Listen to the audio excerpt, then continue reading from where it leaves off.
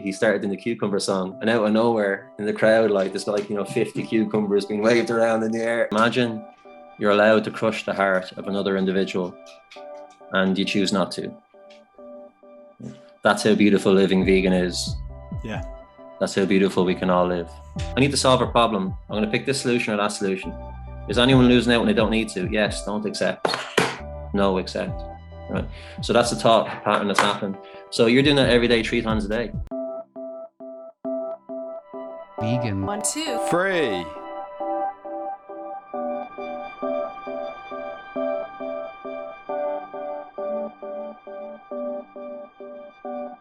Welcome, listeners and viewers, to today's show. My name is Berty Justice, and today I'm joined by Jason, aka Vegan Love Baby.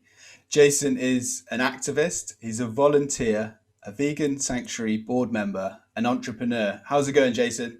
Sound, bro. Hey. Yeah. Sound for having us, dude. Yeah, no, you're more than welcome. It's really nice to chat with you tonight. Likewise. Also, Jason has a few friends with him in his sort of home studio. What are your friends' names? Well, Beethoven's chilling with me just now. You're right, bro. What's he called? And there's Skyrim and Riley, Soza, and Jack. They're all here chilling there. They'll probably come in and out as we're chilling and chatting, I'd say. Yeah, and we might hear them just having a little chat in the background, having a little woof here and there. I'd definitely say so. Yeah, so there's more than just 2 people having the interview today. What track would you like to play first, Jason? Oh, there's this band called Bread. I don't know anyone else has ever heard of them, but they got a song called Guitar Man. It's absolutely awesome. I think you'll love it. Okay, cool, man. We'll play that now. With the show, what I like to do is I like to delve into people's beginnings. And so could you tell me a little bit about your vegan journey? Yeah. What do you call when I was there's a few different prompts I've had. Like the reason I went, like the thing that made me got this, jump into it was there was this girl in college, and she was a vegetarian girl, one of my mates. And I guess she just liked me and like obviously wanted to hang around with me more and all the rest of it. And, I guess, the way it's like, it might be like uneasy for you to hang around people that are doing stuff that conflicts with your values or doing stuff that's maybe emotionally hurtful for you. So she didn't eat meat. So she rocking up to me is going, hey man, if you could eat lab grown meat, would you? And just to get the ball rolling maybe. But I was just like, in my mind, I was like, well, yeah, sure. Like if a cow doesn't have to die, I don't want her to, that was my thought. So then, like, I was like really being a real like inquisitive person and stuff. I started Googling and like lab grown meat and that. And then when you start Googling one thing, there's like related articles and all that. So then it just turned out that like I got led onto different ones and different research and nutritionfacts.org and all these kind of other kind of relevant sites and stuff. And it turned out that like you don't need any animal products at all. Like so then I was just like, I don't just need to eat lab grown meat. I just if you eat lab grown meat, would you? So the thought, I guess, what that was, if instead of killing someone, would you just eat this lab grown stuff instead? But then I realized that you don't even have to eat the flesh. You don't even have to simulate it at all. You can just eat all this veg and nuts and legumes and stuff. So then I was just like, well, this lab grown meat stuff isn't really out there in the market anyway. So it's not like I'm going to bide my time to wait till that stuff is available. You don't even have to do that. So anyway, when I realized that you don't need animals at all, I just said, okay, no. And I think the reason why, like I witnessed my dad one time when I was a kid, and my uncle came over from America with like a CD player that was like a bit used looking. And this is when we just using cassette tapes. So like, this was like the height of technology, anyone would have jumped on it. And he gave it to my dad and he was just like, it looks a bit used. Like, where did it come from? Just like being real inquisitive. And my uncle was like, it fell off the back of a truck, but from America, so no one's going to catch you, it'd be grand. And my dad was just like, no, I can't accept it. And my uncle was like, why not? And it was just like, I can't benefit off someone else's loss. That was the principle. So he gave it back. And like I witnessed that. So that like stuck with me when I was a kid. And that became like my principal sort of decision-making thought. you know, if I'm taking something, if me taking it means I'm benefiting off someone else's loss, then like I don't want to take it. So like I just kind of learned that from my dad. So then like to call then when I was like here in this context, when I'm picking like an animal product, you know, I'm benefiting off their loss. So it was when I witnessed that from my dad and when I was a kid, yeah, in the context of a CD player. It's just the same principle applied, but it's in the context of, you know, an animal product. My dad taking a CD player would be benefiting off someone else's loss. Me taking the animal product would be me benefiting off someone else's loss. So then it was just no. So I'm pretty much vegan because of my dad. That's cool. That's cool. But not directly, but in principle, because it's a principle, isn't it? Yeah. It's just a different example of that principle being applied. It's for me, it's a really interesting and intriguing link. Do you know what I mean? You've gone like, well, yeah, if I take a CD player, someone else is going to be hard done by. And if stolen from them, yeah. If we eat meat, then we've taken someone else's life, and it's like they're the same. It's the same reason not to do something, isn't it? Yeah, it's just a different example of the same reason. So like that became my decision making matrix or whatever you want to call it. So I just didn't realize I was benefiting off someone else's loss when I was using animal products all the time. But then when my friend prompted me to ask me about lab grown meat, and then I researched and realized that you don't need to use animal products at all, then the penny dropped, and I was like, shit, I'm sorry. But then I'm like, I'm benefiting off others' losses. Yeah. So yeah. Also, I remember chatting to you at one of the festivals where we met, and could you talk a little bit about your trip to Asia, please? Oh yeah, we talked about that, didn't we? What's it called? Yeah. It was nasty. Because what's it called? We were driving along on a scooter and stuff, and you stop off, and like when you're in a new town and all the rest of it, it's just you want to try the best stuff, and wherever is the busiest restaurant is usually the best going. So there's loads of travelers, but maybe like 10 or 12, and we're on the scooters, and we hopped off in this place because it was really hyping. Hey, what's it called? Yeah, anyway, we're in there and we're adventurous on holiday, and it was all in Vietnamese. There was not much English going on, so we just like randomly picked off the menu. And when the food arrived, hey Riley, come here. What's it called? When the food arrives, it was like really tough, like proper tough. Like it was like, I guess it was meat, you know. But what's it called? But it was like meat that I'd never had before, so it was really tough. So it's like weird. What's that? And none of the locals that worked there could speak English, but then one of the local customers, he was Vietnamese guys, he could, and he said to us, "Man, that's dog." And I was just like, "What?"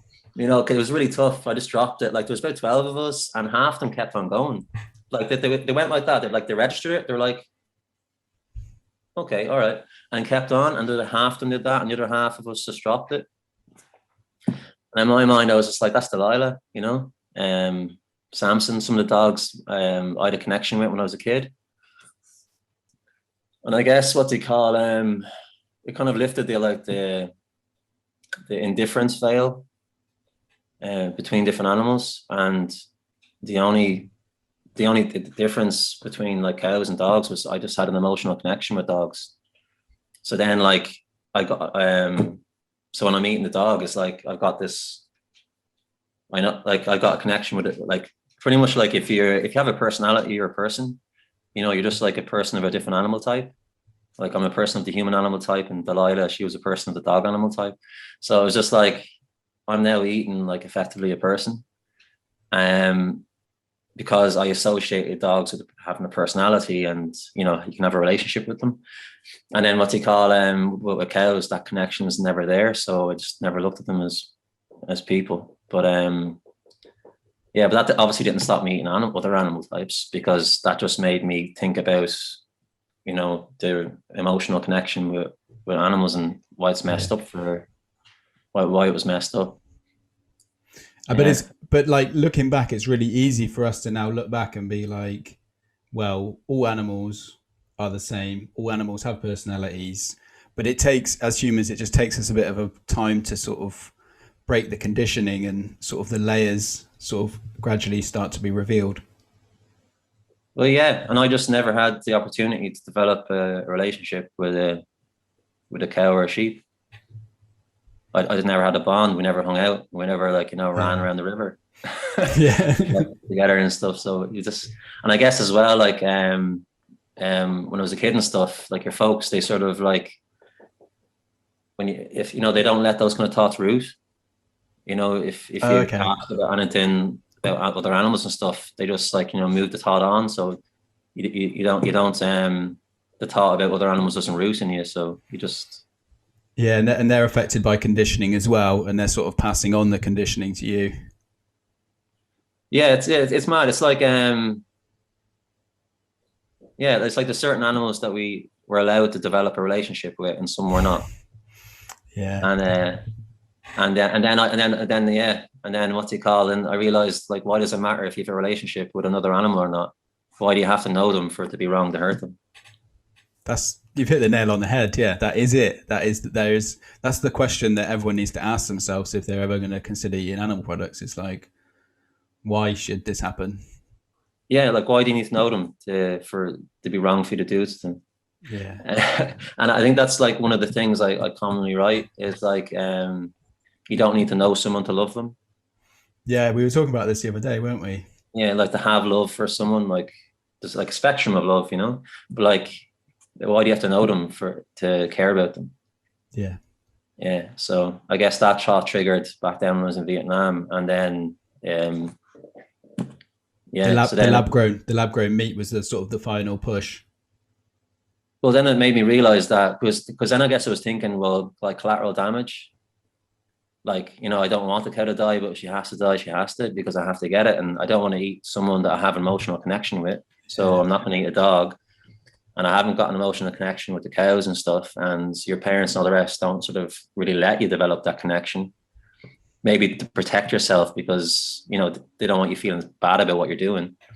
But in your mind you think if it's necessity, like it's collateral damage, it has to happen. So you're obviously not going to eat who you've got emotional connection with.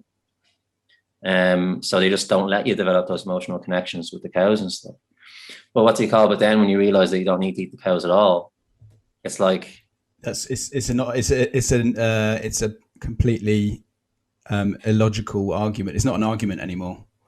well, yeah, but they probably weren't coming from a bad place anyway because they No, were no, probably I did, when I was saying it, I didn't mean them. I just meant as in the argument itself isn't real anymore. well, it's not yet because it's not because the argument then is that you need to eat some animal. So let's just eat the ones that we don't have emotional connections with. And so that way we don't feel so bad about the process because it's kind of like happy, sad, like the bird, like sad for the worm, but happy for the bird. So it's like sad for the human, but happy for the human, but sad for the cow. But like then when you realize it doesn't need to be happy, sad, it can just be happy, happy. We can all be happy. Win-win. Yeah, it can be happy, happy. It doesn't have to be any sad at all. That's awesome. But then, yeah, so yeah. That's awesome. So anyway, but that's it was literally that, I guess those three kind of experiences. Yeah. Oh, and the biggest thing though, what it all grounded on was what I witnessed from my dad, because ultimately that was my decision making framework. It was like, it's wrong to benefit off someone else's loss, and if they don't need to lose, then it's wrong to make them lose. Yeah, ideal. With veganism and vegan food, what are your go-to meals? What would you be like? That they're the things that you would regularly go to. Well, to start off, right, all my food tastes like crap. When I first started eating vegan, because I didn't have a clue because I was used to eating these ingredients. Now I'm not using them anymore, so now I'm eating all of these. I know you can see my hands. What they call I can, yeah. But what they call these guys. But my food tastes like crap because I just didn't know how to cook animal foods. Plant foods. I didn't know how to cook. So like all my food tastes like crap, but I didn't really care because if I was to eat like an animal product and I got like, even if I enjoyed the texture and taste, I'd feel sad straight away because what's associated with it. So even though the vegan food I was eating when I first went, like 7 years ago nearly, like when I first went, it tasted so bad because I just didn't know how to make it well. But I didn't care because like my gratification wasn't worth the loss of their life. So I was just like, I'll just eat whatever as long as I'm getting my nutrients. but then I learned like all you need to do is type in your favorite meal and then write the word vegan at the end of it into YouTube, and it's done for you. You got like a virtual chef showing you how to make it.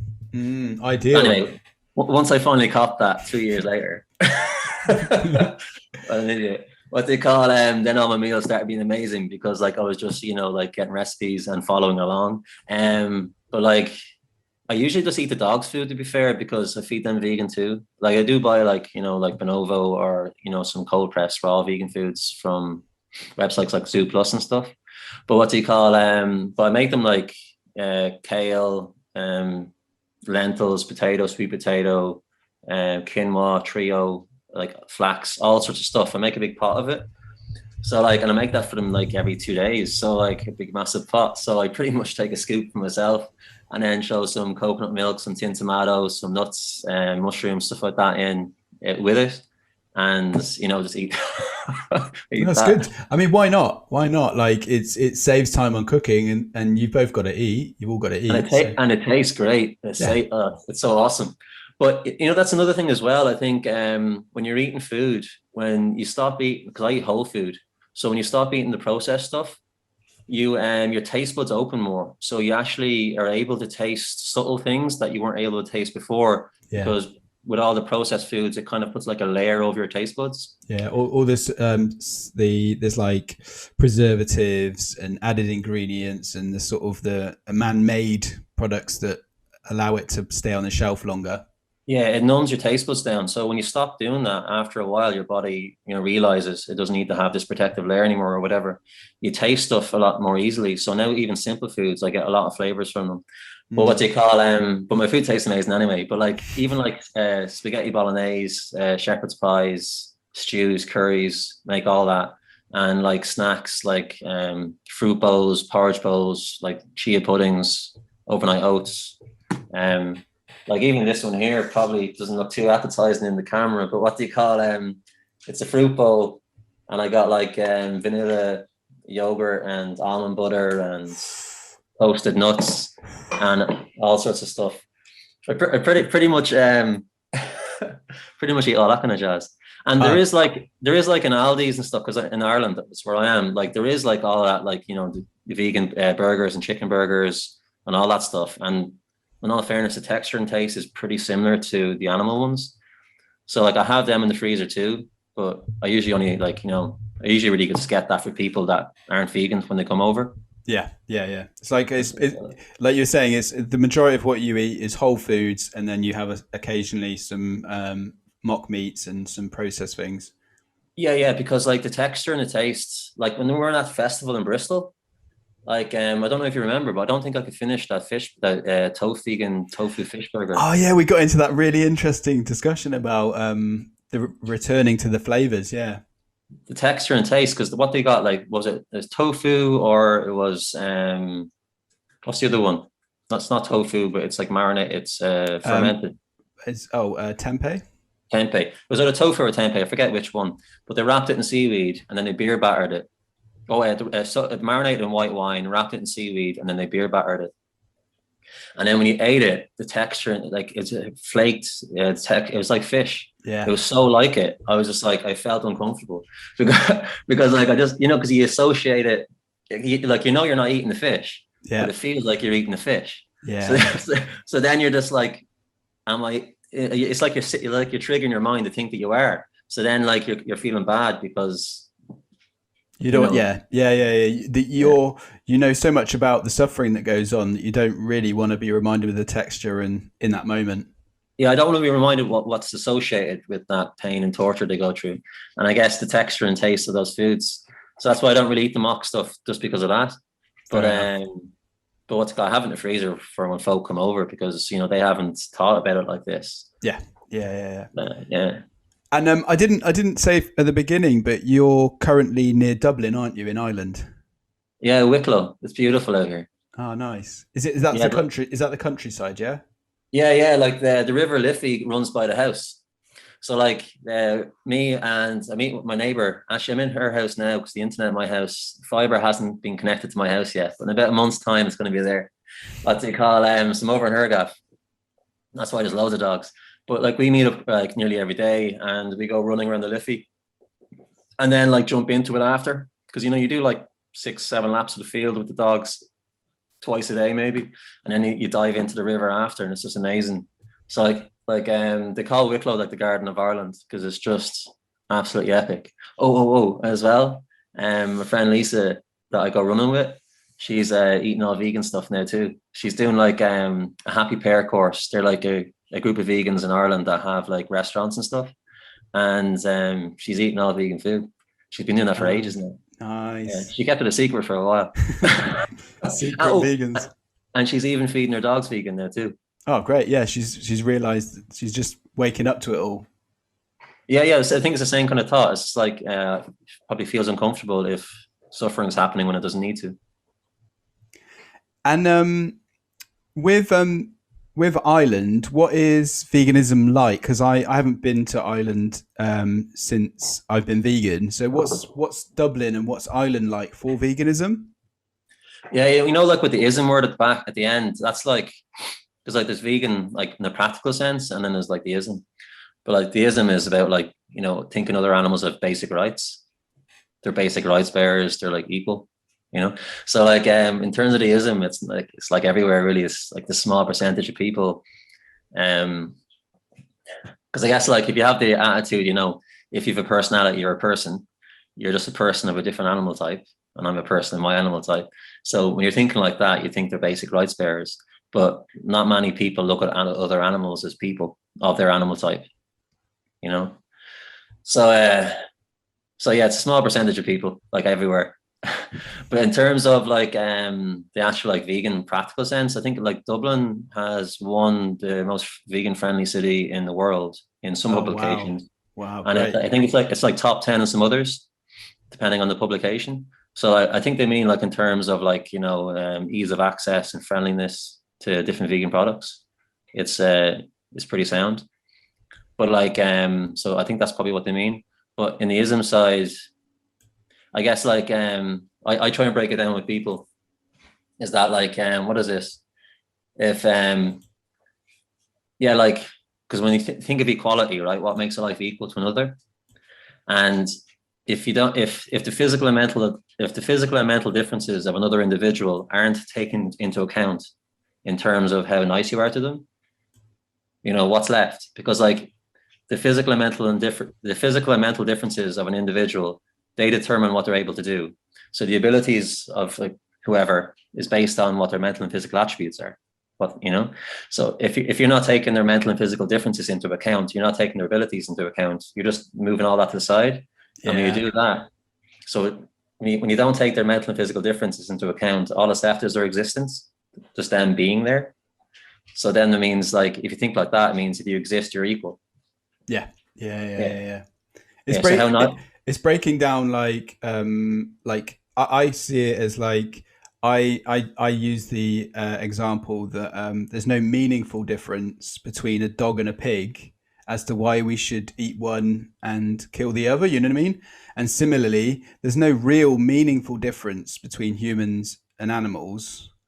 Like an example would be that dolphins are smarter than us at swimming and can navigate underwater way better than we can, but we can make mobile phones. So there's different levels and different areas of intelligence.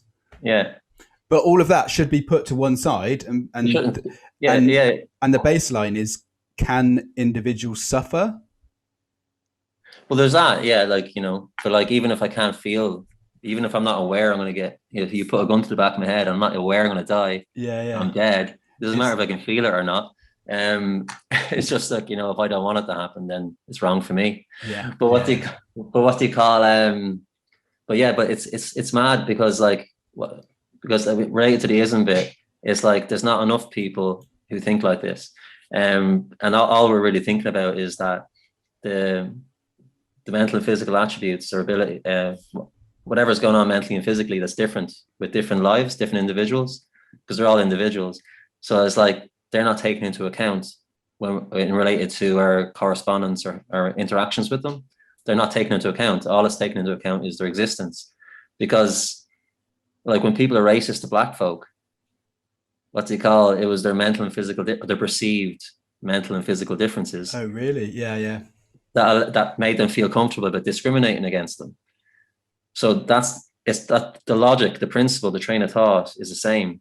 So you're just applying like a racist discriminative like mindset, but you're just applying it to a different type of animal. So instead of the black human animal, you're applying it to the cow animal. Yeah. Speciesism. Yeah. I guess we with language it creates separation. So we use the word species in relation to non-human animals and racist for human animals. But it's probably better that we just use the same language regardless of the animal type, because otherwise, because people agree that racism is wrong, but they don't agree that speciesism is wrong because that's applying to another type of animal. But what creates a separation of why this word applies to humans and that word applies to other animals is because of the mental and physical differences, because that's all it is. So if we don't want to discriminate against other individuals because of their mental and physical differences, why are we using different words? Interesting. Yeah, I've never even considered that. Yeah. Great separation. Yeah. Yeah. So I guess with the ism stuff, there isn't many people who think like this. But the more people who think like that, the ism part will rise more. Yeah. But, is it growing? Would you say that veganism is growing in Ireland in general? In terms of this mentality, it is. Because I guess like people are coming in from the practical side of using plant products instead of animal products for practical reasons. But once they start doing that, then it can lead on to the philosophy parts, of what we're talking about now. Yeah. But I guess in a pragmatic sense, people are just going, I've got a problem, we need food, and I'm going to pick this solution or that solution. Animal products or plant products. They're not thinking about, them being individuals and discriminating against them because of their mental and physical differences. They're not thinking of that. They're just thinking, I have to solve a problem. I'm going to pick a solution. Yeah. I suppose one thing that's kind of coming to mind is that it takes time for people to develop this mindset. Nice. They get a bit possessive over teddy bears and stuff. Like, see this guy here? Yeah. I never used to give these guys teddies. Before, we never had them. And then my housemate moved in, because I rent a house. It's a vegan house. And then, you rent the rooms out so you can afford the rent and everything. So it's a vegan house. So I'm quite chuffed, you get your own little vegan bubble. But what's it called? But anyway, she had loads of toys for her dogs. And I never had any toys for these guys. And I feel so bad because all the joy that I deprived them of for all these years. They love these things. But like when I came to No, I didn't. But when I came to my neighbor's house today, Beethoven had this teddy in his mouth walking at the gate. He brought his favorite teddy. Like a kid would do, Yeah. Oh. At the beginning, I mentioned that you're a volunteer and you do lots of other things. What organizations do you volunteer with and what sort of activism do you do? I guess now, because of lockdown and everything, a lot of that is like sort of, being shelved a little bit, just for now. But so mainly like I'm a board member on a sanctuary called Back into Daylight. And so like I actually came about being that because it was like I had the thought, like, it's okay, as soon as I stopped using other animals, I was like, it's wrong. Because like right and wrong, it's subjective. And I actually got this from my activism because people come up to me and say, because I would say what you're doing is wrong. And they would say it's subjective. And it kind of stifled me. I was like, how do I get over that? So I sort of thought it out. It was like right and wrong, it's it's subjective. So like if something I want takes away something you need, the want is wrong because I only want it and you need it. So it's wrong for me, right? And then if you get hurt and you don't want to be, it's wrong for you. So if something I want takes away something you need, it's wrong for me. But then if you get hurt and you don't want to be, then it's wrong for you. So it's wrong on both ends. So that's why I taught up to overcome it when people say, no, right and wrong is subjective. And then I sort of broke it down in this stuff because I guess like I started off with sanctuary talk, but I'll come back to that because Declan, who has the animal sanctuary, also does a sanctuary outreach table in Dublin city centre, and it's like 5 to 6 hours. It used to be more, like 10 hours, but 5 or so, you know, but 5 to 6 hours every week, 53 weeks of the year, you know, every week except for Christmas. So we'd be out there every week. So I had this thought of like, when I stopped using other animals, like it was wrong for me to do it. So I stopped doing it. But I also felt like it was wrong for them to be hurt. And, you know, if there's another individual out there that you think is equal and everyone around you is hurting them, you kind of feel like you want to step up for them, you know, to try and influence them not to be hurt. Yeah. So I had this thought, like, until you can figure out how you can help yourself, help who's helping them already. And I stumbled onto this table in Dublin city centre like 7 years ago or so. And it was Declan's sanctuary table. So then I was just like, hey, can I help? And started chatting there. So we do that like every week. So that's like 5, 6 hours. It used to be more though, like double the time. What's it called? But at least 5 to 6 hours, 53 weeks of the year. And you'd have like these lads, if you can see that, like VR. Can you see that? Yeah. It's all good. Yeah. What do you call But for the listeners, if you just explain what you just showed.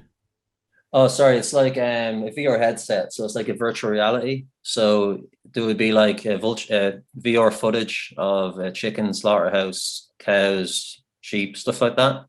And then you on a mobile phone. And then you'd pop that in and you pop it on your head. This one's all closed up. Sorry, I didn't bring the open one.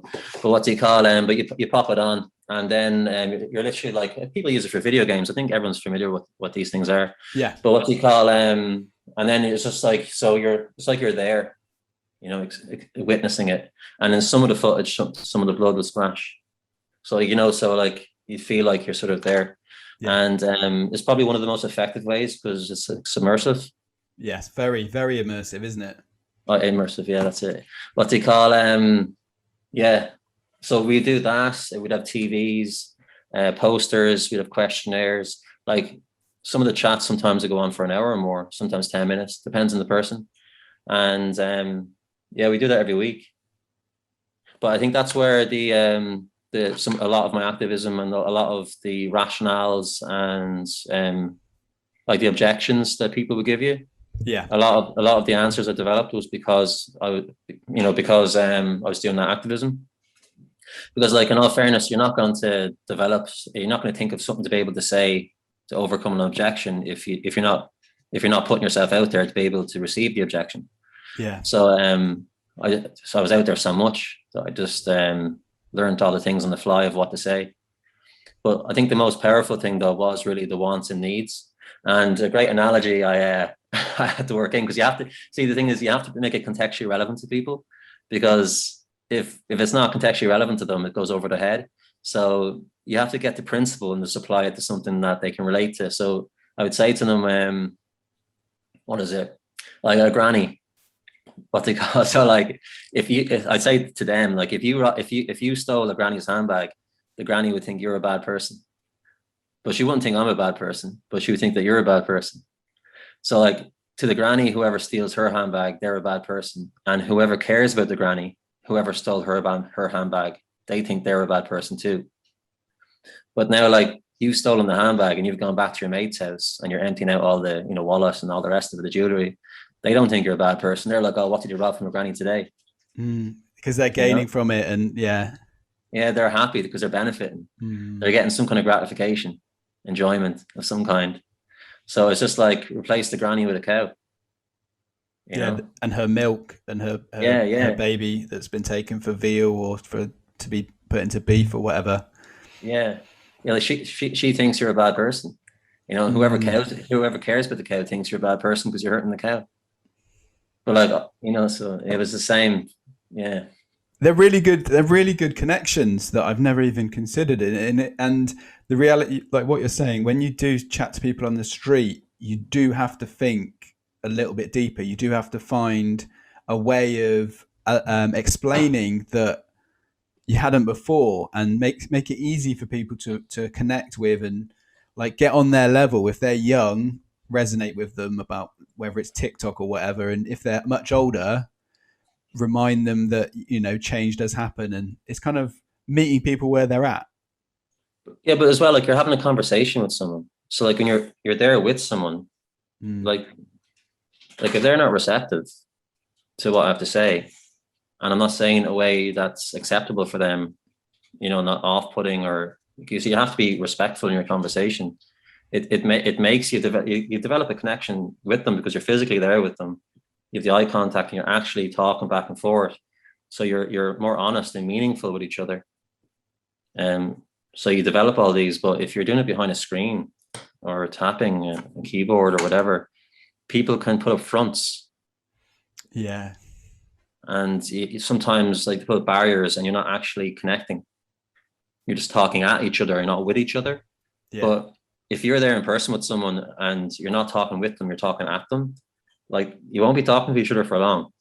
Yeah. It's that makes a lot of sense. Yeah.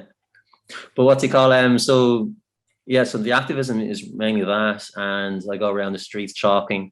I do stuff because like I guess like there's like pretty much if there's anything going on, any organization or an event organized on an ad hoc basis, you just go to it and help out. Like up in Belfast, or I used to go up there quite regularly, and there's a group up there called Vegan123, and they do great stuff. They do lots of VR stuff as well, and like potlucks in the street where everyone makes the food and the restaurants provide food and we're all there with the tables and people come up and eat and talk.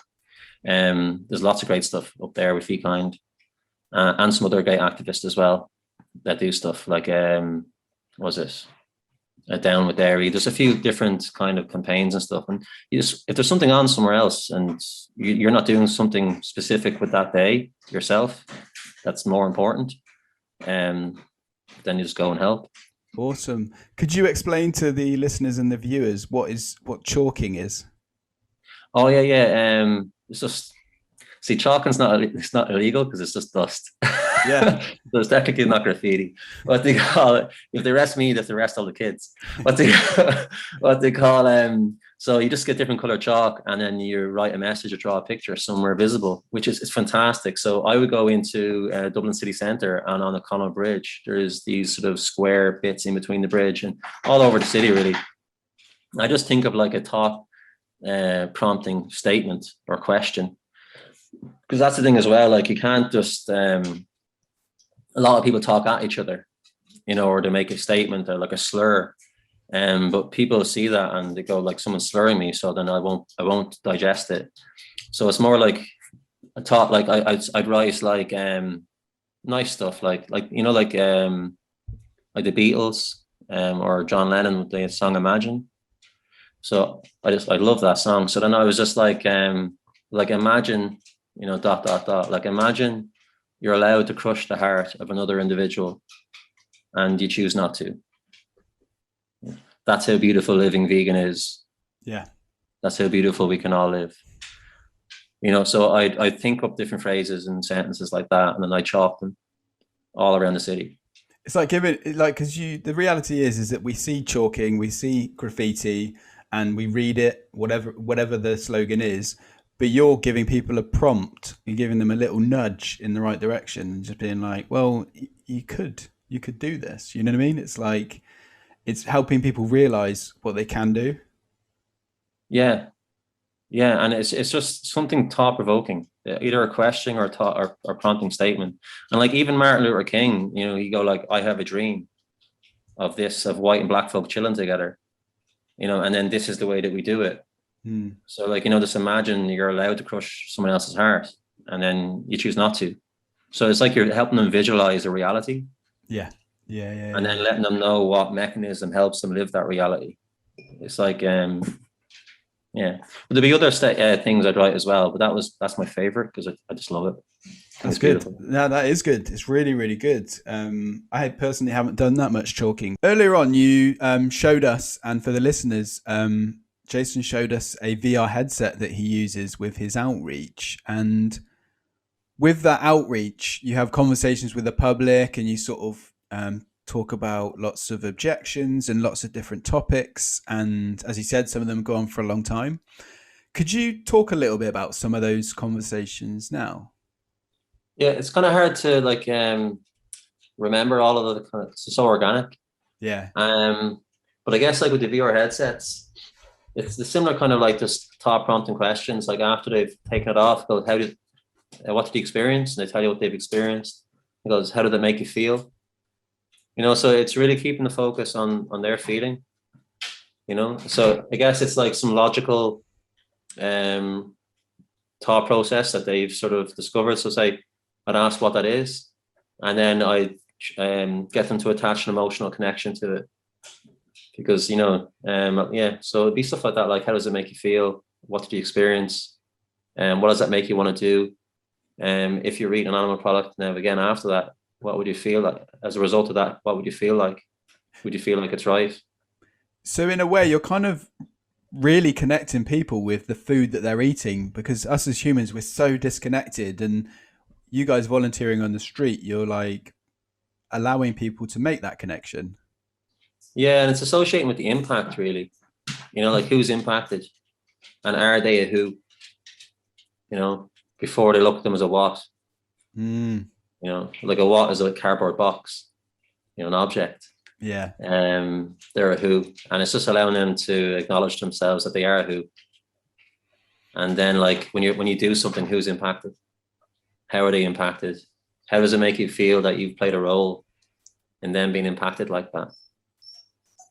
You know, do you feel good about yourself? It's really been very straight. Like a lot of people are afraid to have that kind of straightness. But you know, it's like it's got to be done though. It's got to be done, hasn't it? That's the reality. But I don't think there should be like uncomfortableness with having a straight conversation about feelings and about. But people are generally uncomfortable. They feel bad about themselves if someone else feels uncomfortable as a result of talking to them. Mm. But I don't, because you own your own feelings. They're yours. Mm. You know. And the reality is that there's probably some sort of inner sort of mental gymnastics going on if they don't want to talk about the reality of where their food comes from. Do you know what I mean? And it's kind of like there's a reason that they're trying to avoid talking about it. Well, yeah, there is all that, but I guess you just like you're there with them. And if they're swaying and shying away from it, you just, you know, bring the focus back in. But like you're polite and courteous and stuff like that. You're just like, but I guess in your mind's eye, you're thinking of the cow. Yeah, the victim, the actual victim in the conversation. Yeah, like who's been hurt as a Yeah. result of their behavior and as a result of my behavior before. So it's just like I now have like an obligation to sort of counterbalance all the wrongs that I've done to them, like unknowingly. It doesn't matter if, you know, it doesn't matter if I accidentally kill a kid when I drive a car, I still killed a kid. So I still need to do something to help counterbalance the negative outcome that's happened because of me. It's not about it being intentional or not. But what do you call yeah, so it's just like a case of I've got like an obligation to counterbalance that. And for me to do that, I have to influence other people, influence them not to be hurt in the future. Yeah. Yeah. Have you had any personally, I've had some really positive chats and experiences with people talking on the street. Have you had any positive sort of effects that have happened because of the chats? You mean like some sort of good follow through after the chat? Yeah, sort of like in my case, people have basically taken off the headset and said they're never going to eat animal products ever again. Oh yeah. Do you know what I mean? You get that. Yeah, there's some instant stuff where you get genuine people saying that I'm going vegan now. Yeah. And that's like the most exhilarating feeling in the world. You're just like, because that's the outcome that you're looking for. Because usually the outcome that you get is a contribution to a perspective shift. So say like the 0 to 10, and 10 is them deciding that they don't want to hurt animals anymore. They're going to change their behavior. But a lot of the time you don't know from 0 to 10 what number you're incrementing them to. You don't know what that is, but you just know it's one of them. It might be from 2 to 4 or whatever. You don't know what which perspective shift you're contributing to. before they make that decision. But when you actually get people coming to you, when you're there with them, and then they're expressing number 10 with you there and then, oh man, it's magic. And sometimes you actually have got someone from 0 to 10 all in that one motion. You know, most of the time someone else has already contributed to that and you're helping finish it off. But what do you call it? But sometimes you get them from 0 to 10 right there and then, and it's just, it's like an instant change. You just witness happening. Yeah, because you've done the whole perspective shift conversation. Like sometimes I'm there with people for like an hour, maybe longer. They want to stay with me. They want to chat. Yeah. We're hugging at the end of it, and it's magic. And then they contact you after and they give you updates and they're doing. That's really positive. It's really, really great that you can basically be like somebody who can just plant seeds with people and then allow them. Because we talked about it the other day. It's not actually. We're there to plant seeds. They're the ones that are actually doing it. They're the ones that are changing themselves. You know what I mean? Oh yeah, you don't change anyone. They change themselves. Yeah. It's important that people own it, because like if I take ownership of someone else's change, that means that you know, it's like it's not theirs, which means they don't have to wear it. They can take it off anytime they want because it's not theirs. You know, so that they have to own it. And often people do say like that, you're not going to change me, or I've changed because of you. And it's just helping them, like reinforcing on that. You changed because of yourself. Yeah. You felt it was wrong to do it, so you decided not to do it. I know someone you chatted to along you realizing that. Yeah. Yeah. For you, what would be the what do you find is the most effective form of activism? Well, I guess like really like in terms of like most effective activism and stuff, it's maybe a bit abstract in this. What do you call it's like all life is relationships. That's all we have in the world. Just keeping it simple. Just loads of different individuals all over the world. We just have relationships, right? And then we're just storytelling between each other. You know, influencing good and bad. You know, stories to be taken in. Like stories to be told and shared and passed on. Yeah. And we're just using different mediums to express those stories through. So if I'm more comfortable with one medium over another, you know, then whatever one I'm most comfortable and most fluent in, most natural in, well, then that's the best form for me, because all we're doing is storytelling. So whichever medium you feel more in tune with, that's the best form of activism for you to express your stories through. So like if that's music, if it's art, if it's direct conversation, if it's like maybe programming or some business aspect, you know, that you're just really fluent in, and that contributes to the medium being there.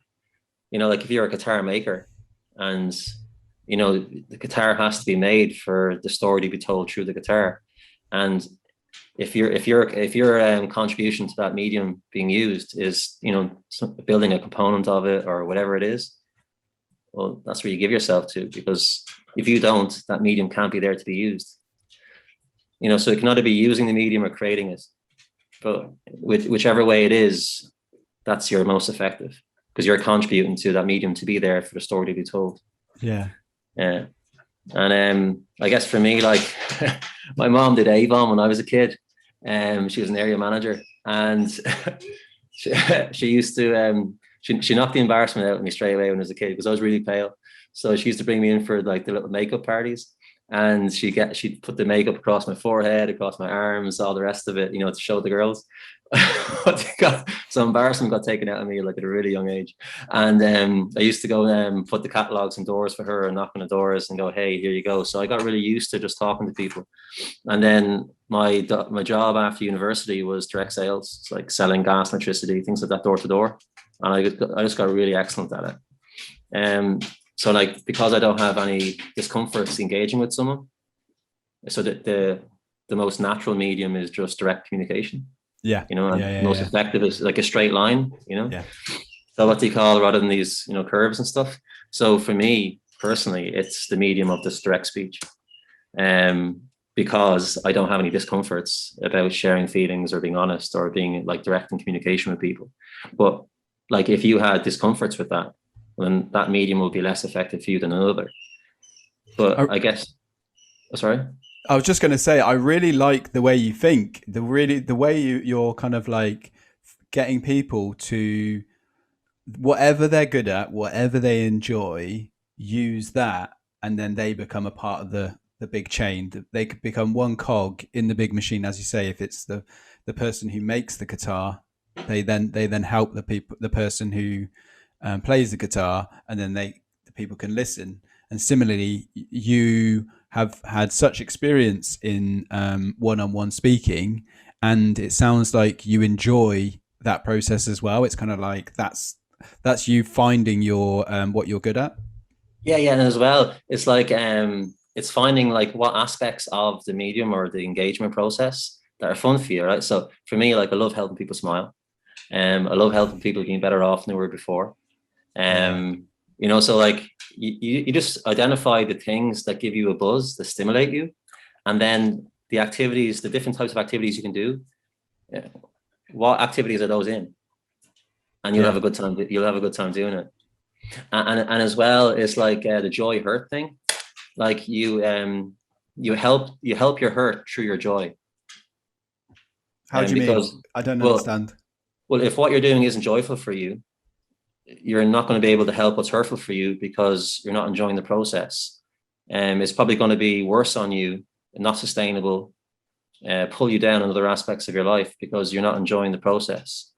It's like there's what's his name? A psychologist. Oh, damn it. Okay, there's two psychologists. What's his name? Jordan Peterson? No. These are much before that. What they call and anyway, one is start with the destination is to have start with the destination in mind.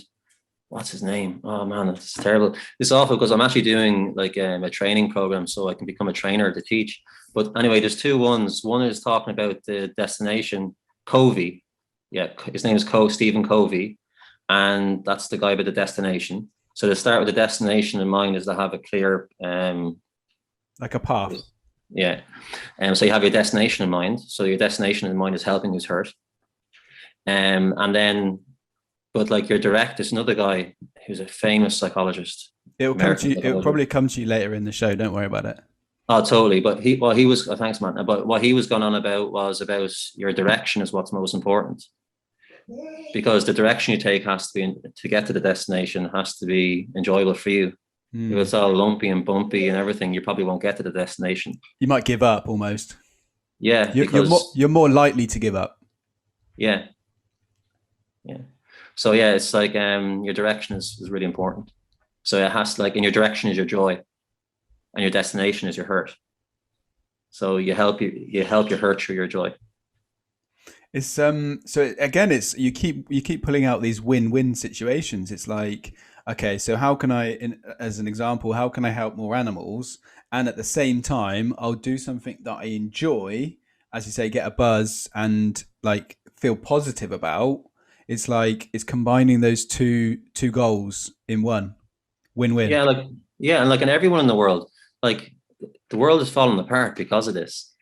Like if people like do this thing called the hurt and joy. So like your joy list is all the activities that when you do them, they stimulate you, feel excited. And then your hurt list is all the lives in the world. When they get hurt, you feel hurt as a consequence. So if people listed out all the lives that, when they get hurt, you feel hurt, like your heartstring is pulled. And they listed all the activities that give them joy.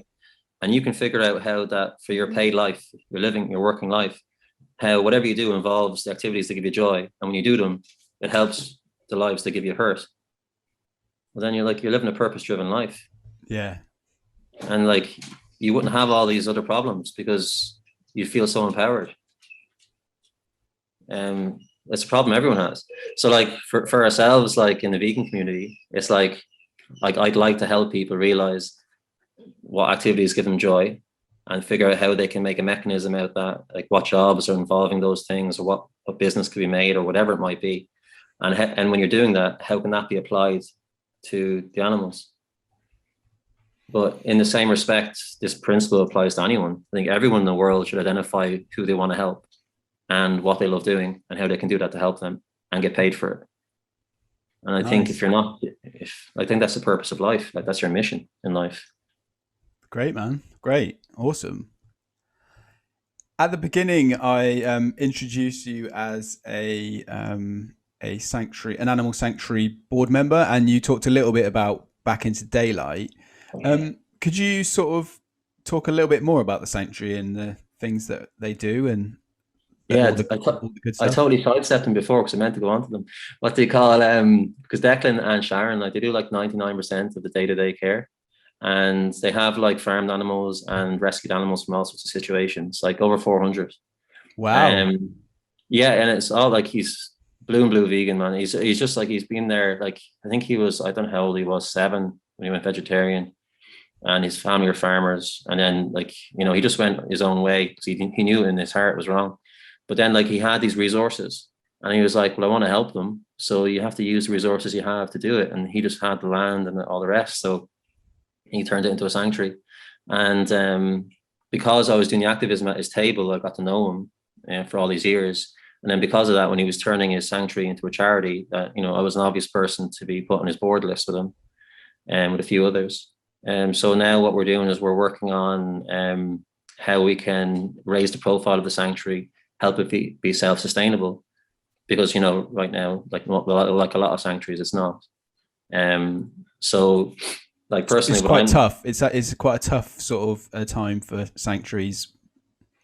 Well, even before lockdown and all the stuff going on, it was, but now it's even more because people can't come out and help.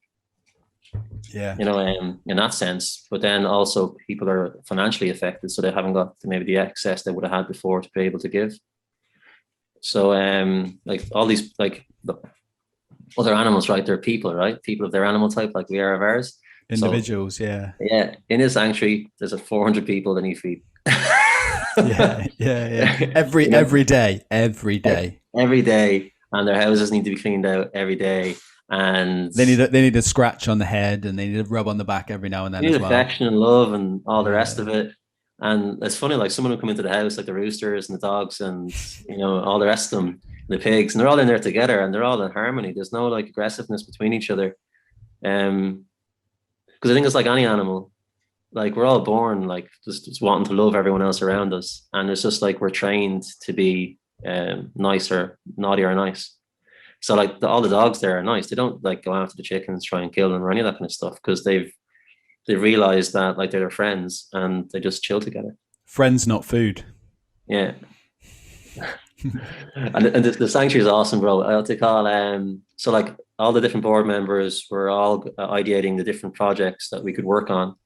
One of the ones that I've taken, so like there's a lot of like 10 different projects, maybe 50 different projects, but we're breaking them down bit by bit. And one of the ones I'm working on at the moment is for like print on demand, because we can't afford to have stock.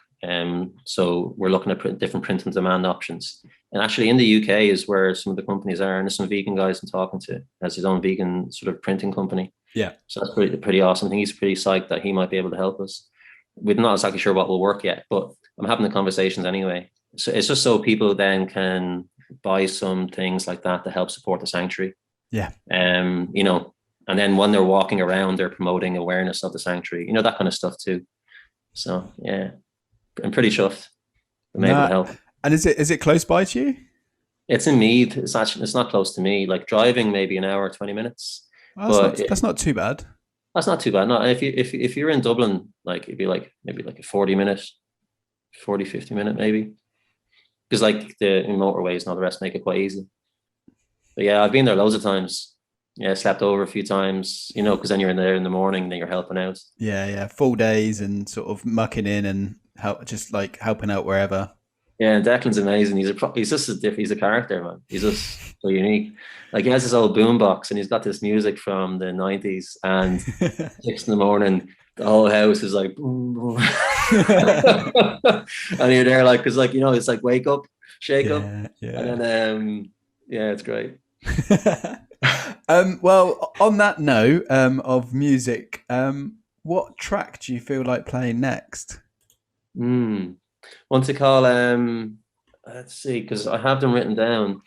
How about the we haven't ever played the cucumber song on the I'll Vegan go One for Two it. Three show, so we've definitely got to play that. So I was at the Veg Fest, right? And then yeah, Mackie B was there, singing the songs and all the rest. And then he started in the cucumber song, and out of nowhere in the crowd, like there's like 50 cucumbers being waved around in the air. no way, really. It's absolutely awesome. Cucumber. Oh, I'll get that one Oh. on.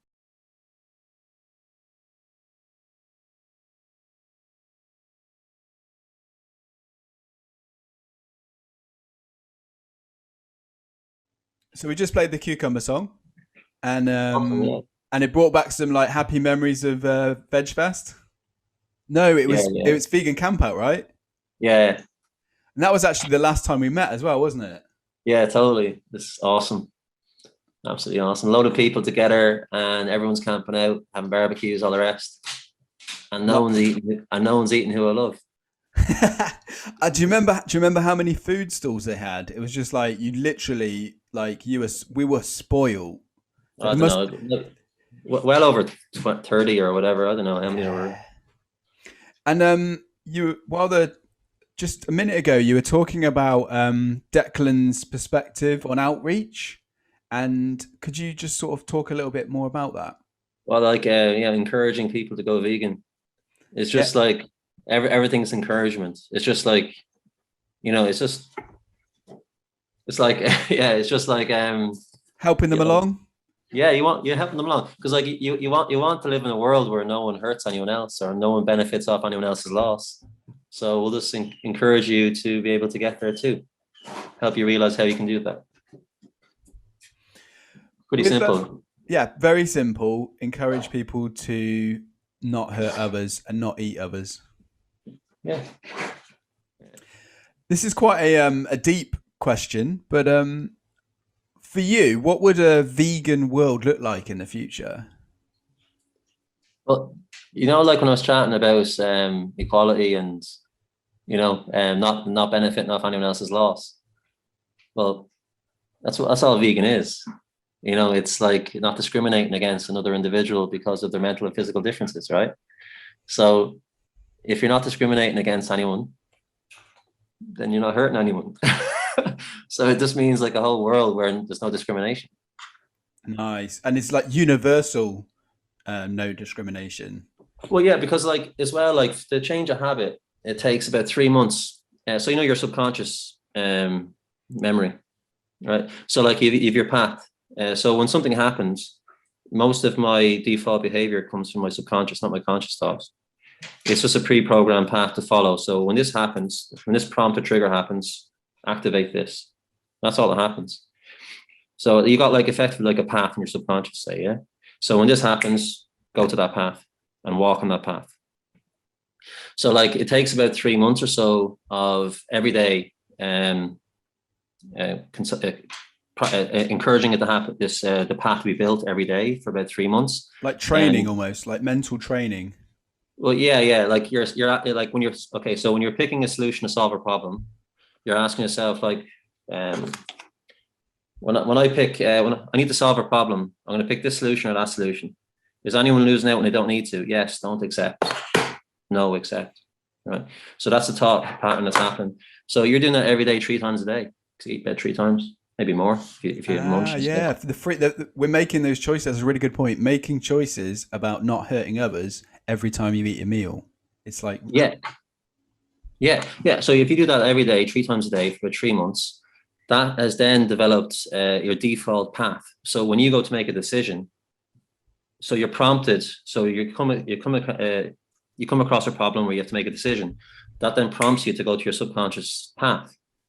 So if you do this every day for 3 months, you've developed a new path that's more defined than your old path, your old decision-making path. So then your default path is now the new one. So you use foods to develop a new path. So that in that context, but then it becomes your default path. So now it applies to anything. So not just food. So if you're facing any problem where you have to pick any solution to solve the problem, you now go to a new decision-making path, which is the one is someone losing out? When I pick the solution to solve this problem, is someone losing out? Yes, don't accept. No, accept. So because there you go. So because that becomes your new default path, when you're facing any issue, any problem, you're picking any solution to solve any problem, that's the thought process. So like veganism, like, you know, it's a tool for peace. Yeah. It's not the outcome, not the end outcome, but it is a tool for peace. So it's the mechanism or the tool that helps you define a new decision-making path.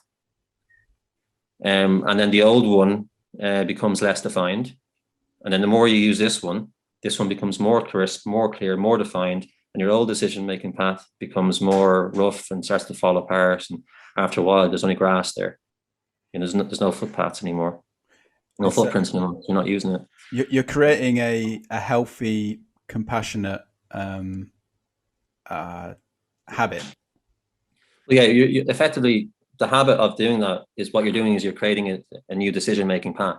Yeah, that's literally it. So in a vegan world, vegan is the tool that you use to make the new decision-making path, because you need to do something 3 times a day, every day for about 3 months minimum to define a new decision-making path. And food is the only thing that we do every day that involves us hurting another life when we don't need to. So like, there's not many other situations where you're facing a problem where you go, is someone losing out and I don't need to? And not as regularly, like literally every single day, every time you're thinking about eating, yeah. Well, yeah, because you've got this arch like this, right? So say, for example, you're making, this is the best thing I got. So what's it called? You got this arch like this, right? So say, for example, if I'm asking that question here, but then the next time I'm asking the question is here. Yeah. It's like 2 weeks later. Well, that decision-making path, it's not getting built. It's not getting built on regularly enough. So that thought pattern will start to regress. Okay. The further the distance is between it. So that thought pattern has to happen literally every day for at least 3 months, and for a new decision-making path to be made and for it to be consolidated. Then you need to keep on practicing it after. But the only thing that we do that involves us hurting another life and we don't need to is food every single day, because you don't buy plastic every day, you don't buy t-shirts every day, you don't, that stuff is more ad hoc. You don't buy leather, you don't buy wallets every day. No, it's more ad hoc, it's more like as and when. But like the things that you do every day is pretty much either buy food or pick up food that you have bought in stock in bulk, and go to pick it from the shelf.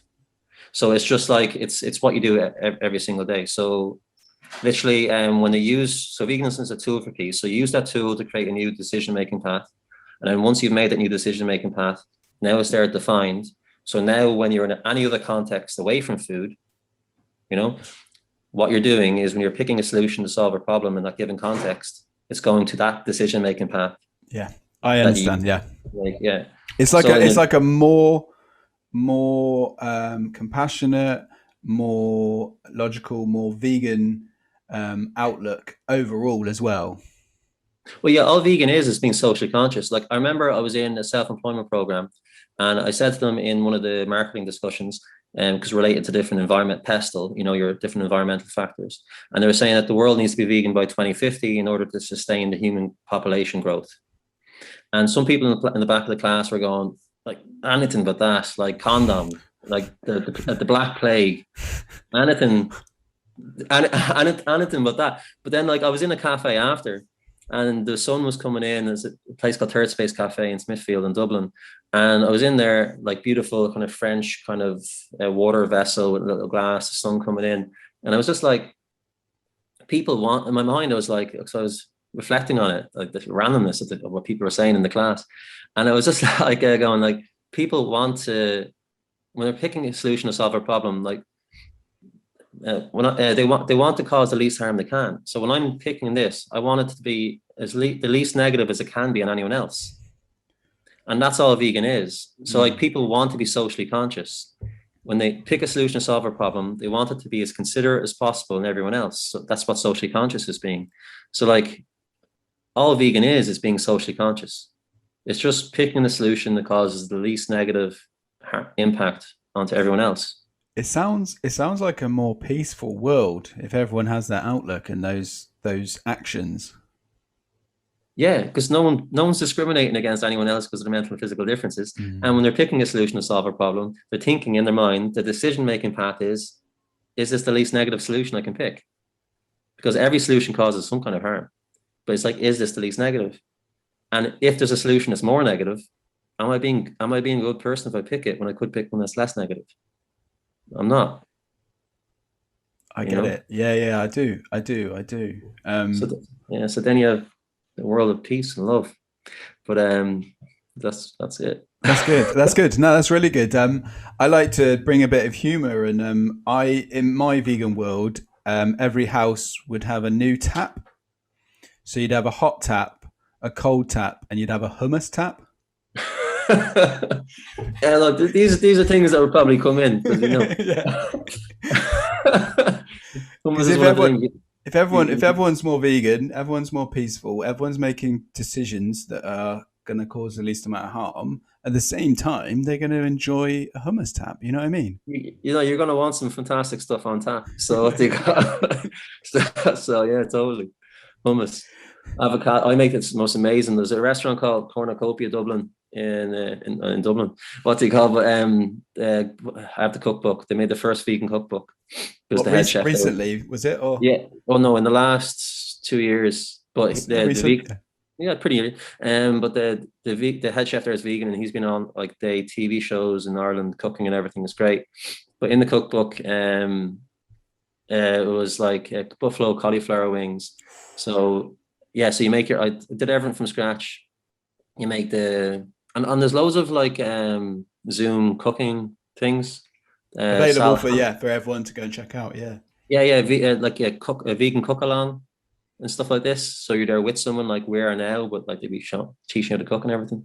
And anyway, so I made like from the cookbook a batter for the cauliflower, and then a barbecue sauce from scratch for the cauliflower. And then you're dipping it at different times and baking it. And man, it was so unreal. And then it was like an avocado dressing. Avocado was unreal. Like I use avocado as butter, because it's soft. You spread it over the Yeah. toast. I don't use the vegan butters and stuff, but they Me taste like neither, butter. actually. I haven't bought. I'll eat it, and no, I just don't buy it anymore. I don't buy vegan mayonnaise, vegan margarine or vegan butter. I just don't buy it. No, you can and it tastes like butter, but what's Mm. it called? It's Yeah, yeah, just yeah. like you know, avocado is going to be healthier. So like you just like spread it over, and it's just like yeah, one of my go-tos. Then yeah, like we talked about before. So toast, avocado spread across, peanut butter or almond butter, and then like pan-fried seeds, just a little bit to toast them, like and walnuts and Yeah. stuff like that. Would you put And soy sauce in there with the nuts? Or would you just pan the seeds as they are? along with like peanut butter and banana on Oh, toast. sorry. I thought Maybe you not. said avocado. Well, yeah, but I used to use that as butter. So then I put the Ah, peanut butter I and the see. banana. But soy sauce, go and tell me this. What's this? Oh, sorry. No, I didn't actually hear that you said I missed the peanut butter. So No, no, that no, would it's cool, that it's would be. cool. I was just That's going to cool. But say that when you cook seeds, you can if you put soy sauce with them when you're frying them up, it just gives them a bit more of a kick. maybe for like a curry or something to sprinkle across the top Yeah, or or like rice. a quinoa dish. Oh yeah, yeah, nice. Hmm. Yeah, because quinoa trio has like the amino acids. Well, I mean, Most of um, them anyway. yeah. Well, the I think it's all reality done. is the reality is if we eat a variety of whole plant foods, you get all the protein you need anyway. No, you do, and I think it has all. I think it has 9 amino acids. I think the quinoa has the quinoa Yeah, and trio. and amaranth as well, and buckwheat, I think as well. Yeah, yeah. Oh, and as well, like buckwheat, you just soak that overnight and you use it. Like, they have porridge bowls or porridge jars, overnight oats. Yeah, You do yeah, the yeah. same with buckwheat. It's gorgeous. Or like I make my own milk as well. I just throw Brazil nuts, salt and dates and water and blend it up. Yeah. And that's my milk or cashew nuts. With the buckwheat, would you eat that sweet? So would you have like fruit with it, or would you have it savory in the morning? I've only ever had it sweet, but Okay, I'll try it what savory. would you have with it? Because I've never heard people eating buckwheat as sweet. Yeah, well, I'd either soak it overnight or else I'd pop it into a bowl and put boiling water on it for 5 minutes because that will Hmm. still break down the membrane as well. And then just, rinse it off. And then I just I'd make some Brazil nut milk in the blender and pour it over and then dice some bananas, apples, cinnamon, Nice. It's awesome. Yeah, and it gives you a bit of a chew. See, that's the thing. It's like people pick their food because it's a texture and taste. Like the combo of both of them. That's why. Well, yeah, that's like if you think about it, when someone eats a bit of flesh or whatever they're eating, it's a texture and a taste. That's that. You know, that's what's there. It's the way it feel, the mouth feel. Well, talking about mouth feel, giant couscous is unreal. Giant Oh yeah, couscous. yeah, If yeah, you ever yeah. tried that, get it. But what do you got? But yeah, but it's texture and taste. So it's just like that's all people care about. It's not what the source ingredient is. It's just when I put this thing in my mouth, how does it feel and how does it taste? And the smell, I guess, as well, with the seasoning. But it's like that's all they care about. So I think with a lot of vegan food, a lot of it is soft. Okay. So, but I guess, there's a YouTube channel. What was it? The Vegan Zombie. Yeah, And yeah, yeah, yeah, so he just got tofu and he sliced it into thin squares, and then he pan fried it on the frying pan for like maybe like a minute either side. Put maple syrup on it, banged it into the oven. When it comes Wow. out, it's kind of like a bacony. If Yeah. you get like a smoked tofu and do it with that, it Hmm. pretty much tastes like bacon because you cut it thin enough and it's kind of crispy and crunchy too. Yeah. So you get Yeah. your Yeah. vegan Yeah. burger, do that with the slice of tofu bacon that you've made, and then your lettuce, tomatoes, whatever, and it's just it's all there. We can do it. We don't need to we don't need to make them cry.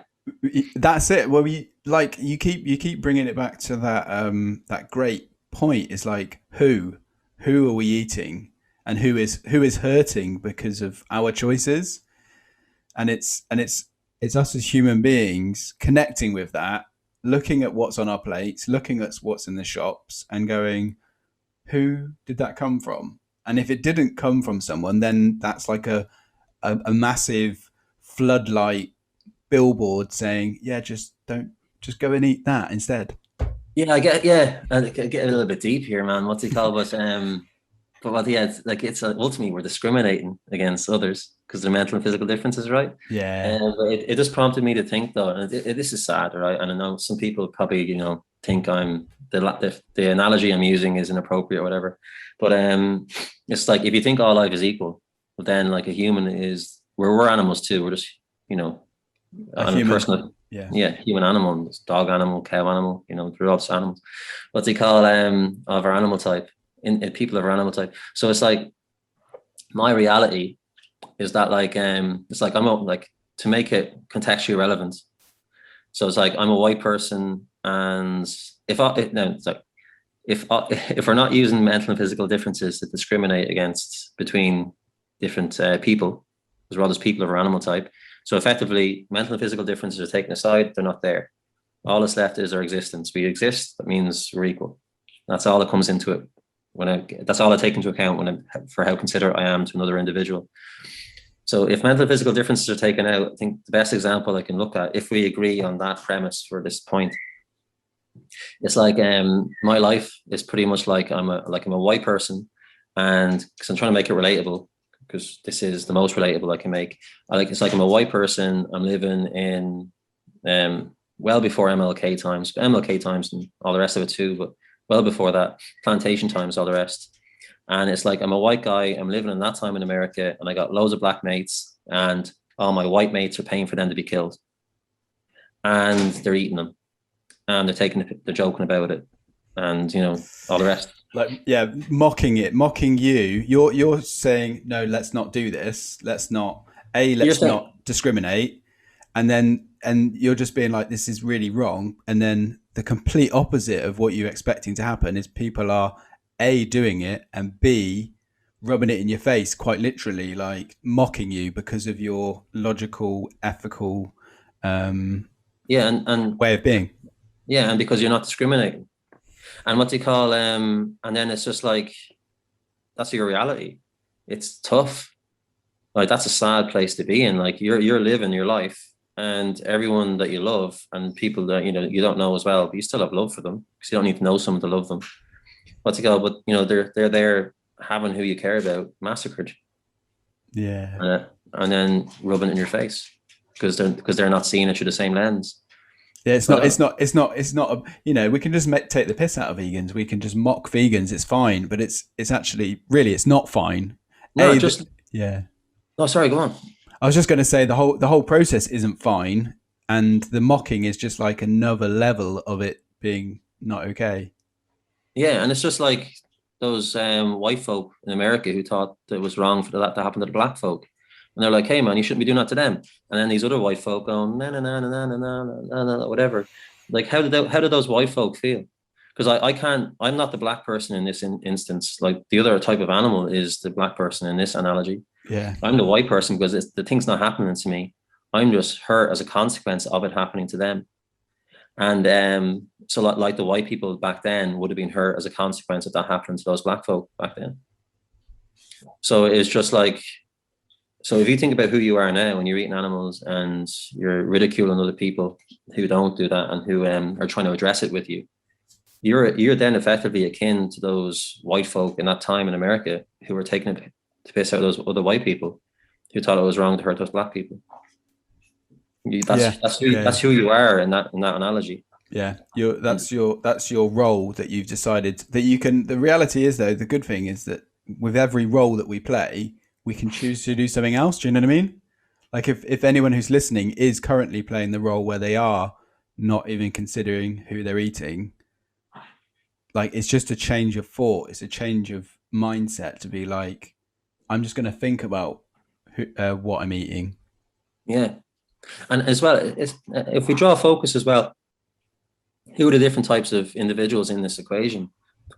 Like there's who's being hurt, who's hurting who's being hurt, and who's hurt as a consequence of them being hurt. So there's three personas here. So in this day and age, and they're bringing it back to this day and age, like how hard is it to be that person who's, you're working with these people, you're engaging, socializing, doing all this stuff, interact with them, playing five-a-side football, who knows? But what do you call and they're having who you care about massacred. Like that's dreadfully hurtful on you. Like I know for me, like it took me ages to like I'm vegan like 7 years. And you're like not like 9 or something.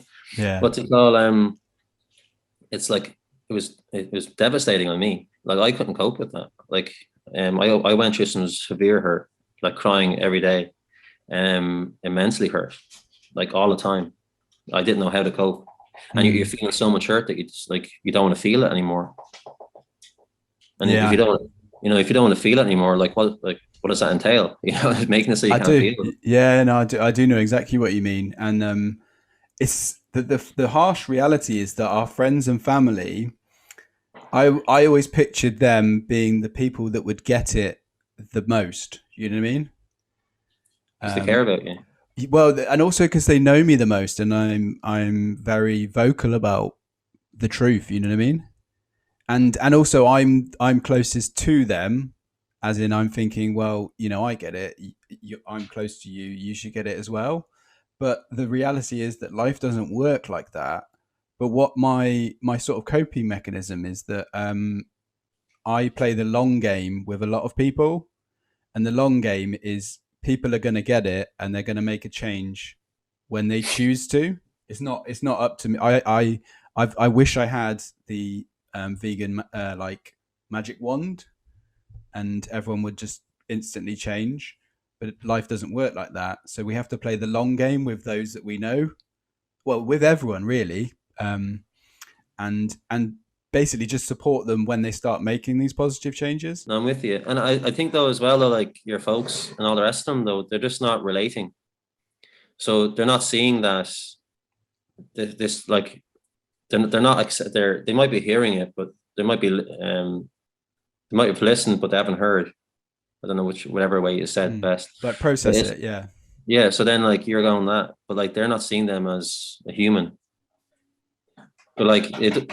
And as well, they don't have to understand or think about for them. They just have to know that in your reality, it's like perspective shift, alternate realities. So we've all alternate, like an alternate reality. So it's like you have your reality, I have mine, like a parallel. That's it, parallel reality. So it's like say there's not just 10 points, and 8 of them we both agree on. So related to those 8 points, we both have the same reality. But then on those 2 points, we got a parallel reality, we got a different. And it's like my perspective determines how I feel. So how I look at something determines how I feel about it. So for those two things, for them, they look at it differently, so they feel differently about it. But they don't have to look at it in the same way that you do in order to empathize with how that might feel for you. So, but they don't do that.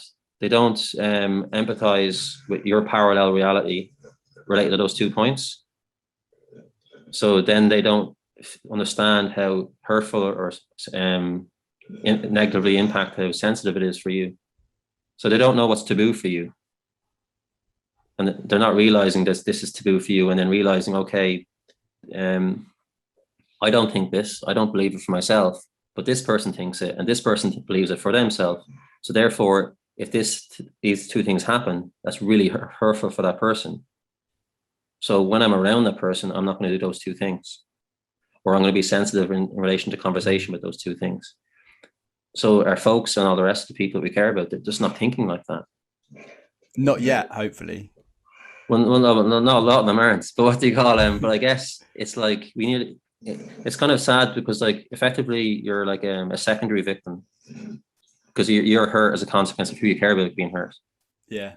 Do you know Dr. Melanie Joy? Yeah, I've heard of her. Yeah. Yeah, she talks a lot about like PTSD that comes with being vegan.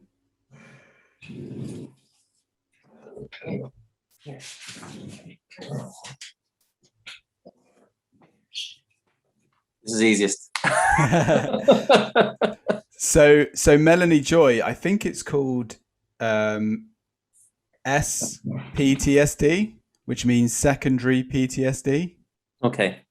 So let's say like you see something really insanely horrible on one of the videos or whatever, and you fully empathize with the individuals. If you watch enough of that, in fact, I did that. I did watch way too much Footage. of too much footage, and I'll talk about it more in depth another time. But basically, I did that, and I don't advise people do that, but I did, and I got secondary PTSD because I totally empathized with all the individuals that were involved, and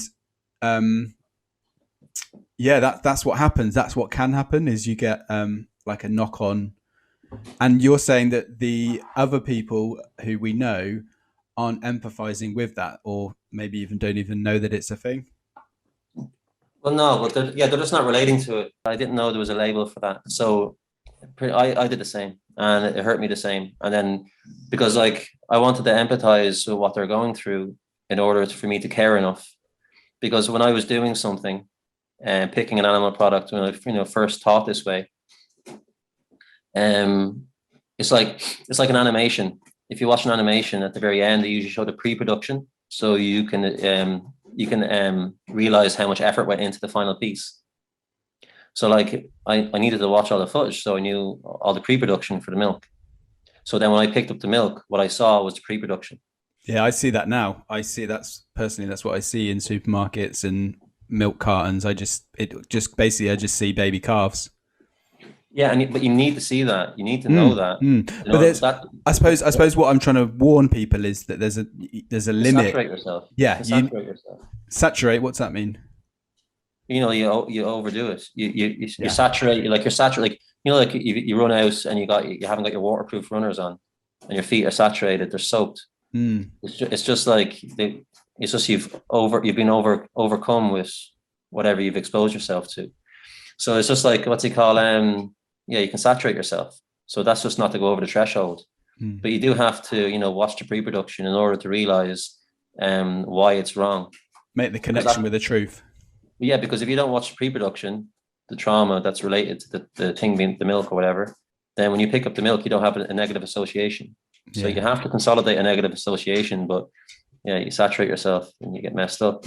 But and that happened to me too, because, but I think it's going to happen to everyone. If you care enough, you're going to want to know what happens to them. It's just, I guess, don't go overboard. Yeah, but definitely. you have to do enough, because some people don't do enough and then they go back. And some people don't do anything. You definitely need to do something. Yeah. I have to, yeah. But I think what I was trying to get across before was all related to this. But it's just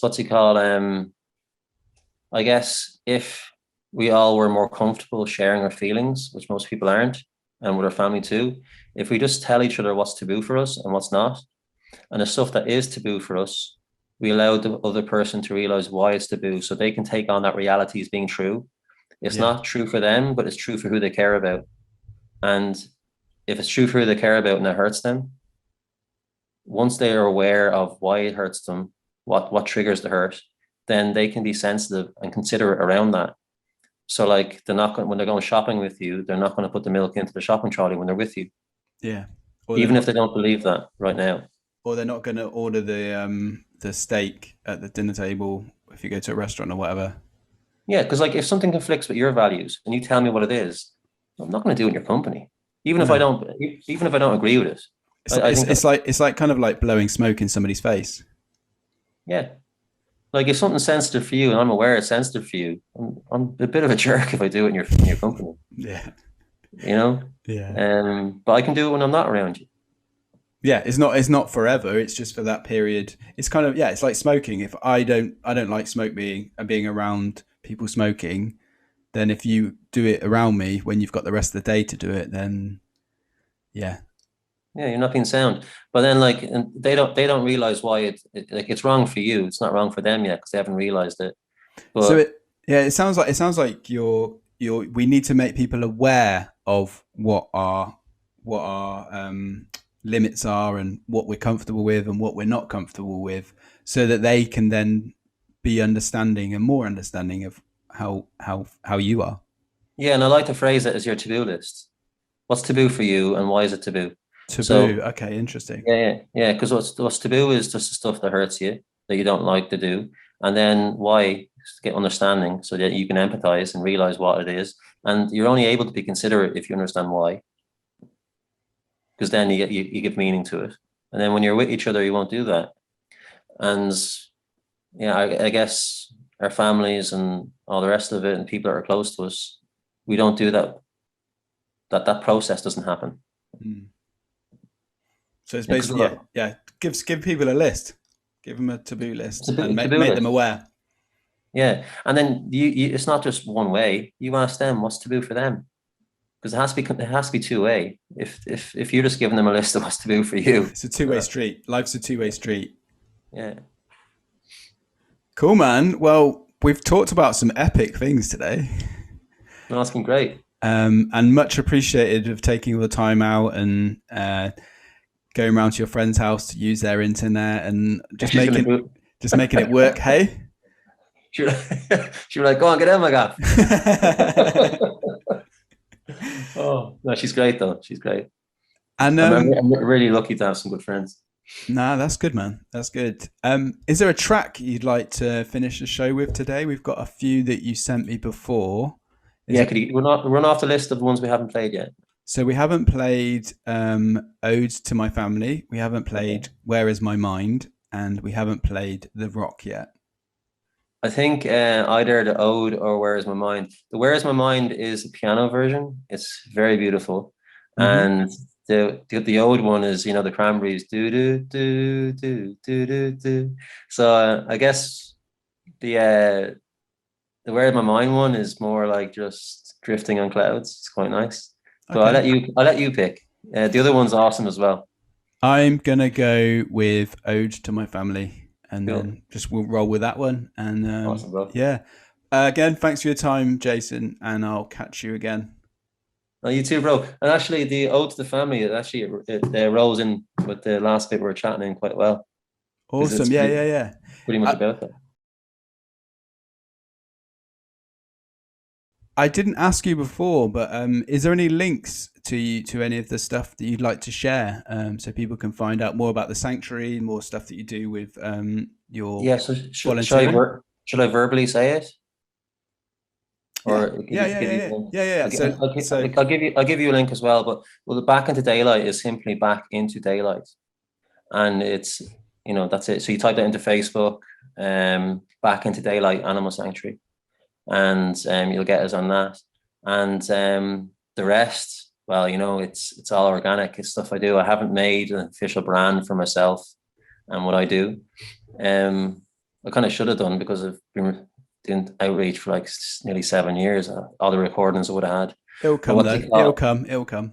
No, yeah, it rolls out when it does. But what they call, I suppose, V-Kind in Belfast are a great group. Back into Daylight Animal Sanctuary in Dublin. And I suppose best thing I can say is, like, wherever you live, there's going to be a vegan group of some kind, like a social group. Yeah. Just join in and go, hey, this is me. I'd like to learn how to not use animals. Can you help? And take it from there. That's really, really appreciate the time, bro. No worries. Yeah, but so basically, it's kind of just telling people to just get involved wherever you are, get connect with the community around you. Oh, totally. Oh, yeah, and related to Back into Daylight, I'd like to emphasize, if you have a skill of any kind or you have time, do please contact us. We're actively working on it. Maybe it's like I was saying before, all life is relationships. All we're doing is storytelling. And we use different mediums to express the story through. Maybe you can help with a component of what we're working on, or you can just let us know what your skill set is, how much time you have available, stuff like that. And if you're just to message us on Facebook or email us, you'll get it all on the Facebook page. And then we can just build up a list. And as we're doing stuff, we can let you know. And if you feel like you can help in hand or contribute in some way, that can be like your way to help the animals until you figure out a more meaningful way you can do yourself. That'll be the biggest thing. So please do that if you can. Yeah. That's all good. All right. Take care, man. Good night. Vegan love, baby.